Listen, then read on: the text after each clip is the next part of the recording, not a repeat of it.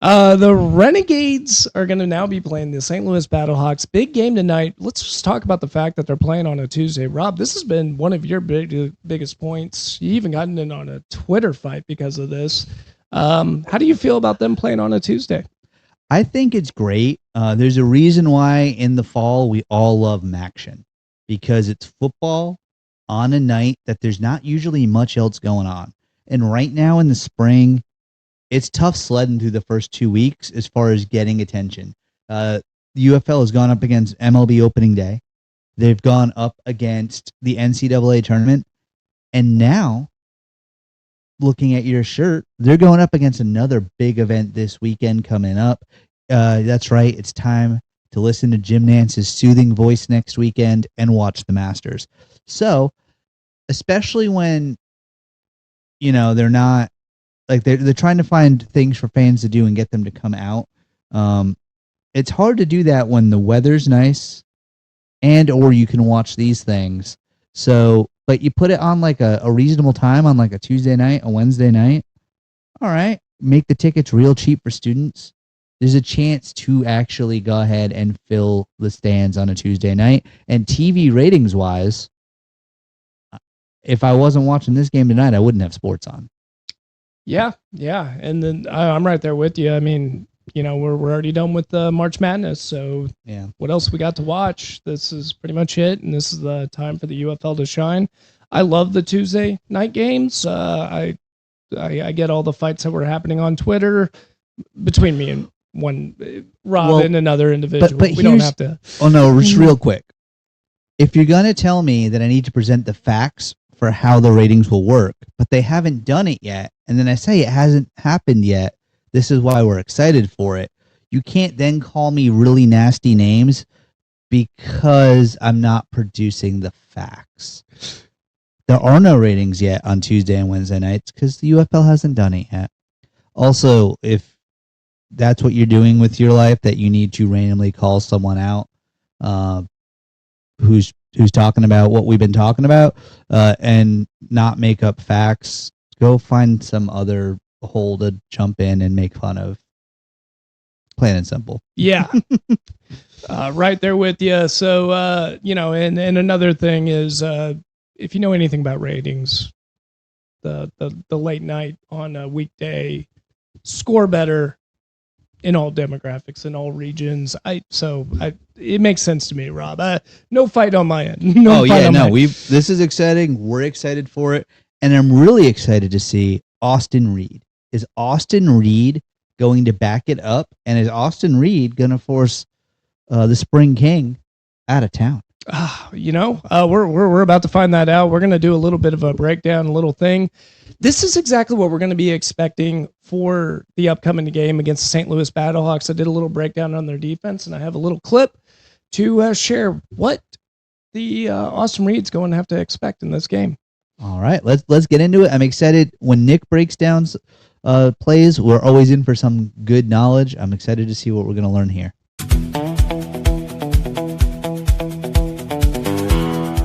Austin Reed had a UFL record-breaking game against the Houston Gamblers by throwing for 376 yards. And a big reason why he was able to get those 376 passing yards was because the Houston Gamblers stayed in man-to-man defense all throughout the game, knew Heisel, knew it, and attacked it well.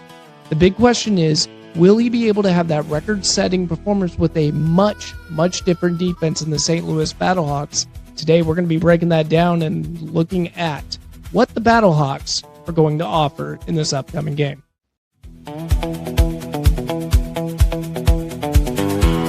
The DC Defenders offense operates very similar to how the Renegades like to attack the field. You're going to see a lot of shadow route running where two wide receivers are going to hit the same spot, and then a mesh concept to go against it to confuse the defense. St. Louis is really good at noticing this, and how they attack it is using a cover 6 concept. Having your defenders step back into a zone and attack in certain positions onto the field creates massive confusion for the quarterback, and in this play you could tell Teamu was very confused and ended up having a coverage sack. And this didn't just happen once. This happened over and over again, allowing the defensive line to get into his head, and even one play resulted in an interception because he just outright overthrew it. So how will the Dallas Renegades be able to beat the St. Louis Battlehawks coverage defense? Well, number one, they're going to have to be able to run the football. Hopefully Merriweather can step up in that category. They have not been able to do it in the last 3 years. Maybe this year is different. Number two, Austin Reed's going to have to be incredibly patient with the football and wait for the routes to come to him. If he does that, and if they have the run game, I expect good things to happen for the Dallas Renegades. And that's how you know your enemy.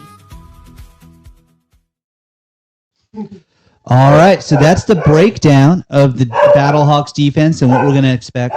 So it's going to look a little different. It's going to look a little bit different as you see me just step away for a second. You know, sometimes guard dogs got to be guard dogs. It's going to look a little different than what we saw last week, but I think it's a defense that Austin Reed can exploit. Now, DeSean, you love football. Who are you a lifetime fan of in the UFL? In the UFL, I'm not even sure, honestly. So this is what's exciting. This is why we're happy to have DeSean here tonight. This is going to be his first UFL game. So we're really excited about it. And one of the things that once we get going, once the kick gets kicked off, we're going to be talking about, especially if some of you are joining for your first ever UFL game. That's the wrong one. They have the wrong thing listed, but we'll see what happens. We're going to actually go over, there's some interesting rules. There's a 4-point field goal. There's rules about when you can and can't punt. Wow. So it's going to be fun. It's going to be interesting. And we're curious to see what you think about the UFL. So it's going to be a lot of fun as we get ready for the action to kick off. Right now, we've got Nick searching for the actual stream. It's on FS1. That's what it's on. It's Fox One, though. It should be on this one. It should be on the Fox One app. You know, technical difficulties. If you're watching us right now and you found the game, let us know where you found it. Try going to... Sometimes when I can't find it, I go to like live and it's magically there. Yeah. So one of the rules that he already talked about is the 4-point play. And the 4-point play happens when it's a 60-yard field goal. 60 plus is 4 points. Do you find that interesting, fascinating, or what's your opinions on that? Yeah, no, I think that sounds like super interesting. Imagine having that like in the NFL, like 4 points. Usually 1-point games are like a very big deal when it comes to like football. Yeah. And just in case y'all were worried, yes, we did find we found the game, so we're good. That's the Aviators, right? Yeah, but I did actually put it on the actual. They're just it's coming on in a minute and 8 seconds. Okay. So I think they're showing some highlights, is what I'm assuming, what I'm hoping, but we never know with the UFL. I gotta tell you, audience, how calm have I looked this entire time? Because if I look calm, it's been a lie. I've been producing on the fly. I got pizza coming here. It's a lot of fun, though. Glad you guys are jumping in, but we're putting the game on right now. We'll see. I don't see it. Maybe it's not kicked off yet. No, it's not kicked off quite yet. It's only 6:59 in Central Time. So they're showing the end of they're showing the highlights of the last drive of the DC Defenders game for some reason. I don't know. If I was showing a game, one of the games this week, I would have shown the end of the Houston Gamblers game. I'll tell you, the Aviators were fun to watch. Now, I wouldn't want to watch the end, but overall, just excitement. It was just real fun to watch those guys play. So I am curious from the chat with all 12 of you guys. Is there anyone that's watching us right now that has no interest in watching the UFL? This is your first game, or you're just tapping into us because you're a Nick and Rob fan? If there are, just give us a little shout out in the comments, just because I am curious. One thing that me and Rob have been trying to do from day one with this show when we first started it last year was to try to get tap into the NFL and get NFL fans into the UFL so we can get more interest and eyeballs. And that's why we got DeSean here today. Plus, it's just fun having DeSean. Oh, it's always fun watching a game with DeSean, especially when my Patriots are beating his Bills. But, sometimes it goes the other way. But I'm really excited to see what he thinks of UFL football and to see if we convert a fan here. And it's okay if at the end, if he says no, it's not for him. I'm just as curious about that too. But luckily, at the very least, it's a Tuesday night. We've got pizza, we've got football, we've of course got some beverages. It's gonna be a fun game to watch. Personally, both Nick and I, if you missed our pick segment, both Nick and I picked the Renegades to win this one. Nick's always going to pick the Renegades. I truly do think after what I saw Austin Reed do, I think Rick Neuheisel is going to show that he very well might be the best coach in this league. I think it could be one-sided.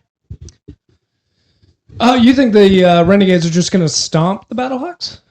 I think they're going to put up points, and we're going to see how well the Battlehawks can keep up. Gotcha. That's really interesting. I don't think it's going to be easy. At least this defense is going to be this PETA himself, the defensive end for the St. Louis Battlehawks, is going to cause us issues. We're going to see if that offensive line really did get rebuilt. They played a really good game in the passing front for when they played against the Gamblers, but I'm really nervous of how they're going to perform against this. Plus the coverage. I mean, Austin Reed's been playing football for quite some time, obviously, in college football, so he should be able to read it. It's not a high concept thing, cover 6, but I don't know. It's a much different look than the Gamblers. They're also professional athletes. The defense is going to be a little faster than what he's normally dealing with. I'm a little concerned going into that. We'll see how it goes, but on the defensive side, I'm not a big Silvers fan. I am a big fan of that guy, though, Hakeem Butler. Ooh, he's my dog. I love me some Hakeem Butler. I don't know why he's not in the NFL. That surprised us last year, too. Yeah, he's a dog. I love that guy. So I am a little worried about that, but our secondary is really good. We have a good front four, and I love the new defensive scheme that we're doing because we're trying to apply a little bit more step back and attack. We're blitzing a little bit more. And it worked well against the Gamblers, and you saw Henderson can do stuff with the football. He couldn't do anything against us last game. Maybe the same thing can happen with the Battlehawks. I don't expect a blowout. I think the Renegades should just get a nice, solid 4-point, 5-point win. Hey, we'll take a win is a win. So far, both Nick and I have each only missed one game in our picks through almost 2 full weeks. Either way, in our pick, so we're both tied. We're going to stay tied through this in our season-long battle. But I expect that we're still only going to have one loss each on our pick records so far. Yeah, well, I mean, we both picked the Renegades, right? Oh yeah. You're just saying that we're going to be 3 for 1 so far. We're doing pretty good. Yeah, and one of those keys, some of you longtime listeners and watchers of the pod, one of the keys is this year we are not picking against the spread. We're just picking who's winning the game. Yeah. Especially in the UFL. I mean, there was a 7-point spread against the Gamblers, and clearly, still professional football. The Gamblers pulled it off for the win. In the NFL, that's almost unheard of. It happens. It does. But it's pretty unheard of. So what is their salary? What is their salary looking like? Is it not NFL salary? I think the lowest paid one, and we can look this up while we're discussing it. It's I think the lowest paid you get $60,000. The quarterbacks get a little extra pay, and they don't really announce their contracts. They get housing too. Yeah, housing? And they get housing. Yeah. Everyone's based in the Frisco area, so even like you're 2.5 hours away from them, buddy. Yeah, so even like if you play for the Columbus Aviators, whoever you're playing that week, if the game's in Columbus, both you and your team are on the same plane flying out to Columbus for the game. It's a little weird, and it's something that I think while it makes it cheaper to run, it has made an issue with building community and getting fans out to the game, because during the week you don't have events at like car dealerships and car washes and grocery stores with the players and the coaches. Frisco, step it up. It's $2 beer night. Come on, man. Well, hang on. Well, I was going to say, $2 beer night. Could you imagine that in the NFL? I was going to say last week they only sold on one. It does look like they have them on both sides this week. Last week they only had them on one side of the stadium. Yeah, I think they're still doing construction too. But